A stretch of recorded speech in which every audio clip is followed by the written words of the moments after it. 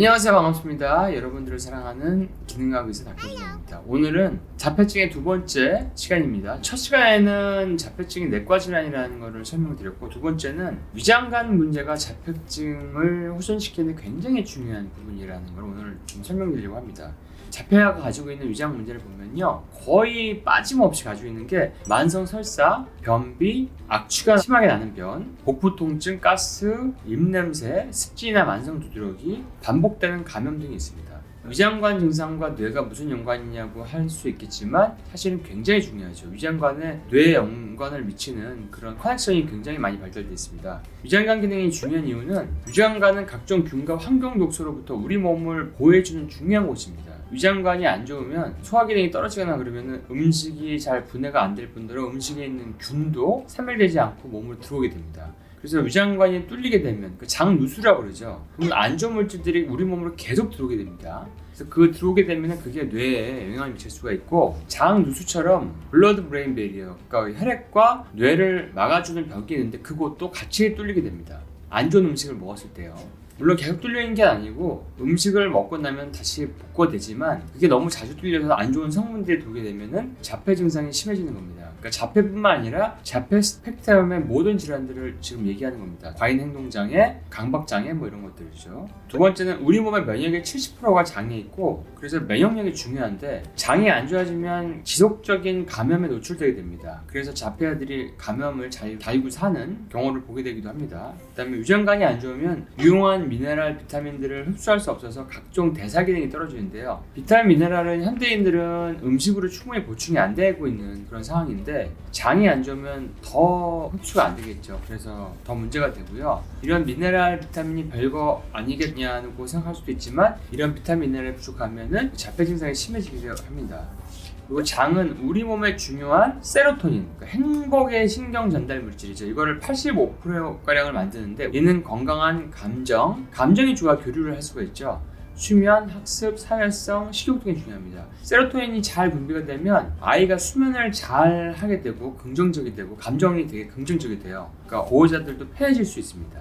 치료는 일단은 시기가 중요한데, 글루텐과 발효되지 않은 우유 같은 유제품을 피하는 시기를 먼저 시작합니다. 글루텐은 종류가 여러 가지가 있는데 밀, 보리, 호밀, 귀리, 밀가루, 푸딘, 과자, 쿠키 이런 데 들어가는 모든 물질들입니다. 면에도 많이 들어가죠. 그 다음에 카제인도 단백질의 한 종류인데 우유가 포함된 음식에 주로 들어있습니다. 그리고 우유에만 안 맞는 아이들이 있고, 우유가 포함된 치즈, 버터, 요거트, 마가린, 아이스크림 이런 게 다 안 맞는 아이도 있습니다. 근데 마가린 같은 경우는 가공식품이니까 드시지 않는 게 좋고요. 트랜스 지방이 들어있기 때문에 좋지 않습니다. 버터가 좋습니다. 그리고 자폐아들이 우유에 민감한 거는 DPP4라는 효소가 부족해서, DPP4는 한 역할이 몸에서 우유와 밀가루를 잘게 자르는 역할을 하는데, 이거를 잘게 자르는 역할을 DPP4가 합니다. 특히 밀가루를 잘게 분해를 하는데요. DPP4 효소가 따로 판매가 됩니다. 그래서 DPP4 효소를 먹고, 물론 식이 조절이 그 우선이죠. 근데 DPP4 효소를 먹게 되면 식이 조절이 조금 실패해도 좀 상세한 효과가 있습니다. 그래서 음식이 잘게 분해돼서 나쁜 건 흡수가 되지 않고 신경 전달 물질이 잘 생성이 되고 미네랄 흡수가 잘 되고 해독이 잘 되게 하는 그런 작용을 식단으로 일단 시작하는 게 중요합니다.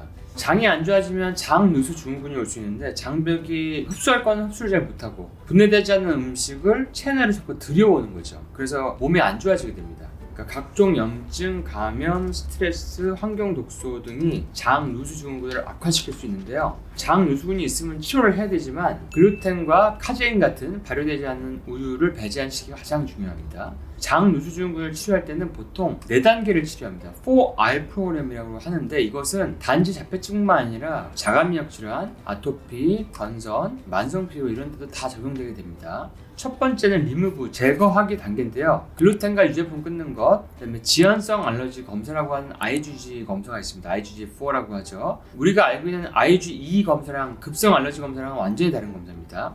이건 전신의 염증을 일으키기 때문에 식단 조절을 해도 낫지 않는 장 증상이 있으면 반드시 확인해 보시기 바랍니다. 그 다음에 평상시에 먹었을 때 안 좋은 반응이 나타나는 음식도 알러지 걸교에 안 나와도 끊는 게 좋습니다. 땅콩도 있고 아몬드도 있고 이런 음식들이 대표적이죠. 파인애플도 있고. 그 외에 이제 장에 있는 안 좋은 균을 제거해야 되는데, 유산균을 먹는다고 균이 제거가 되지 않습니다. 그러니까 나쁜 균을 제거하려면은 허브 제품을 일단들 쓸 수가 있는데 오레가노나 갈릭, 마늘이죠. 페퍼민트, 시나몬, 클로브, 골든실 같은 허브들을 활용하는 방법이 있습니다. 물론 균이 너무 내성이 강하거나 셀 때는 약을 쓰기도 합니다. 두 번째, 리플레이스 대체 단계인데요. 대체 단계는 유산이 부족한 경우에 베타인, HCl 같은 유산 대체제를 먹게 하고 애플 사이다 비니거 같은 또 비타민 C도 있죠. 산을 보충할 수 있는 그런 제품을 쓰게 됩니다.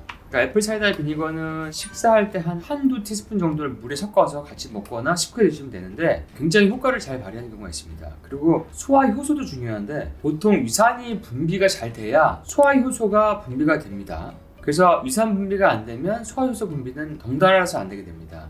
보통 치료할 때 유산 대체제만 필요한 경우도 있고 소화 효소제가 두 가지 다 필요한 경우도 있고 DPP4 효소까지도 필요한 경우도 있습니다. 그거는 치료하는 기능학 선생님의 판단에 하에서 진행해 주시면 되겠습니다.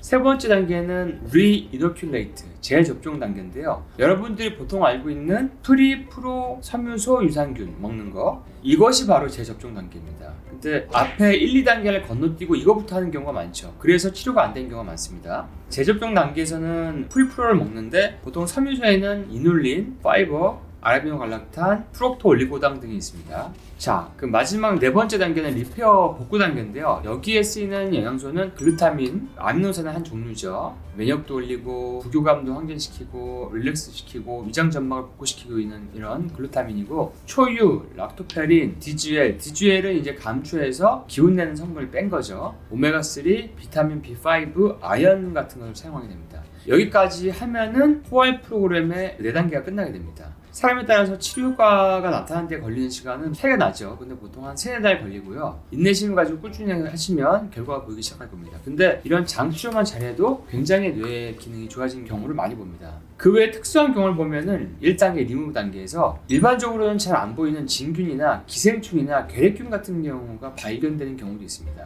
진균은 아이가 먹은 당 성분, 탄수화물을 발효시켜서 뇌의 상태에 영향을 주게 되고 또 이런 진균들을 죽을 때 독소를 많이 발생시킵니다. 그래서 진균을 재균할 때는 진균이 발생하는 독소 때문에 힘들어하는 경우도 있으니까 참조하시고요. 만약에 진균을 치료할 때 일시적으로 더 안 좋은 증상을 보이거나 발진이나 가려움 등 증상이 있을 때는 그럴 수 있다. 이게 이제 호전 반응일 수 있으니까 기억을 해주시기 바랍니다.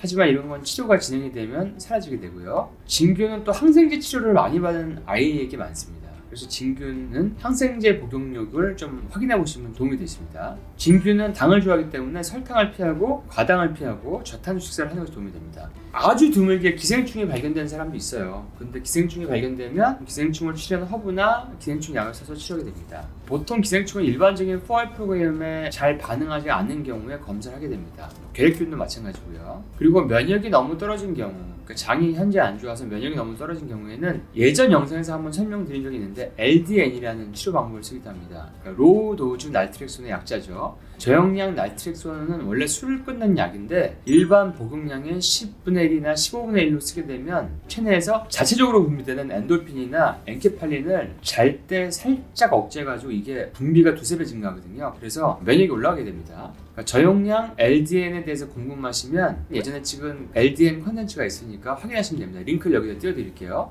면역 증가 외에 이런 LDN 요법은 자가면역 질환, 과민성 대장증후군, 파킨슨, 암 등에도 좋은 효과를 내는 경우가 많습니다. 제가 많이 처방하고 있습니다. 자폐 스펙트럼 질환을 가진 소아의 면역이 저하돼서 장의 재균 치료가 힘들 때 면역 체계를 좀 좋게 해가지고 장 재균이 좀 잘 되게 하는데 도움이 될 수 있습니다. 이런 LDN 치료 방법은요. 오늘은 자폐증의 기능학적 치료의 2번째 시간으로 위장관 치료 방법을 알아봤습니다. 다음 시간 3부에서 뵙겠습니다.